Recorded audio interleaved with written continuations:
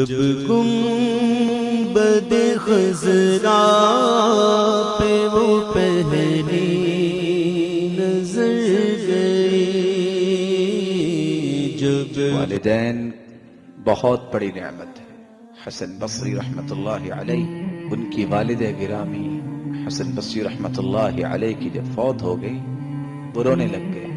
کسی نے پوچھا کہ دنیا کو سبق دینے والے آج خود رو رہے ہیں، کہا ماں کی وفات پہ نہیں رو رہا، اس دروازے کے بند ہونے پہ رو رہا ہوں جو اللہ کی توفیق سے ماں ہر وقت دعائیں کرتے تھی، آج وہ رحمت کا دروازہ دعاؤں کا بند ہو گیا۔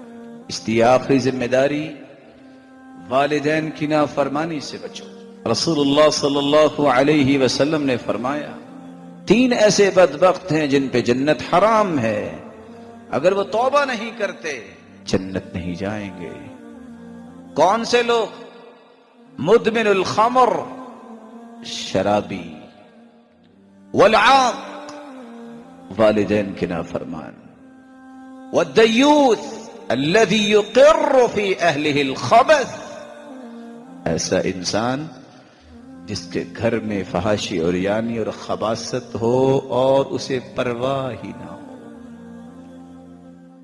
بروا آباءکم، تم اپنے والدین کے ساتھ نیکی کرو گے، فاللہ یقید اولادکم ان یبروا بکم، اللہ تمہاری اولادوں میں صلاحیت پیدا کریں گے کہ وہ تمہاری عزت کریں گے۔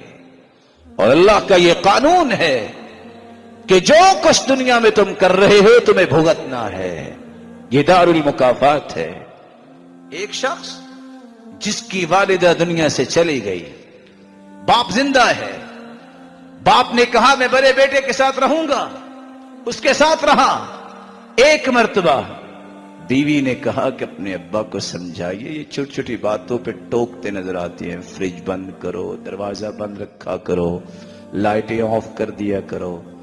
عقل مند خامد ہوتا تو کہتا سنو بڑے اچھی ہی باتیں کرتے ہیں، ایسی بات دوبارہ نہ کر۔ گرین سگنل دے دیا، اچھا میں بات کروں گا۔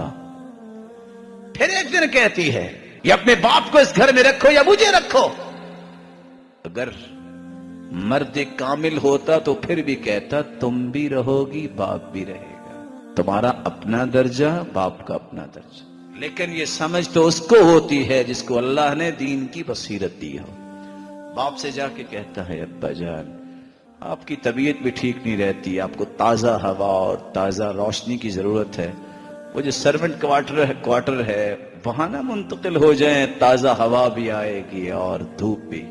باپ جس نے زندگی گزاری ہوتی ہے وہ اتنا نان سینس نہیں ہوتا، سمجھ گیا، کہا ٹھیک، اگر اتنا ہی اچھا وہ کمرہ تھا تو بیگم صاحبہ کو وہاں منتقل کرو نا، تازہ ہوا تو اس کو زیادہ ضرورت ہے، اس نے بچوں کی پرورش بھی کرنی ہے۔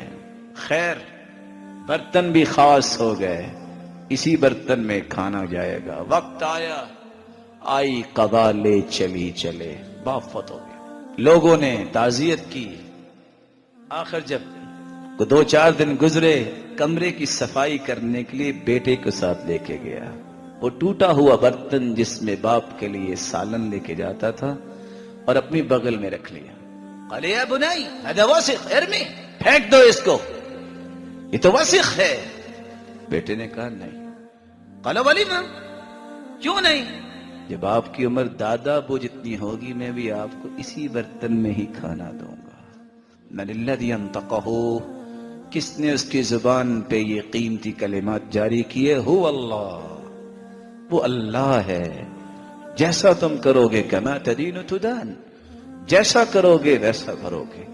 میری اللہ سے دعا ہے اے اللہ جن کے والدین زندہ ہیں ان کو صحت والی، خوشی والی اور ایمان والی لمبی زندگی عطا فرما، اور جن کے والدین دنیا سے جا چکے ہیں ان کو کروٹ کروٹ رحمتوں سے نواز۔ الہ العالمین ہم سب کو ہمارے والدین کے ساتھ جنت الفردوس میں جمع فرما۔ وآخر دعوانا الحمدللہ۔